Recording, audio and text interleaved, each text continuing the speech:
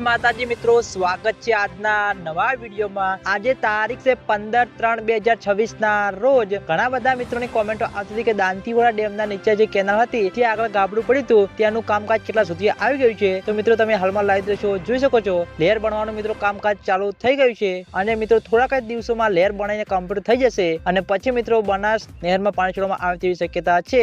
હાલમાં મિત્રો કામકાજ ચાલુ છે મિત્રો, સંપૂર્ણ રીતે કામકાજ પૂર્ણ થઈ જશે અને મિત્રો એકવાર ટેસ્ટિંગ કરવામાં આવશે પછી મિત્રો કેનાલમાં પાણી છોડવામાં આવે તેવી શક્યતા છે।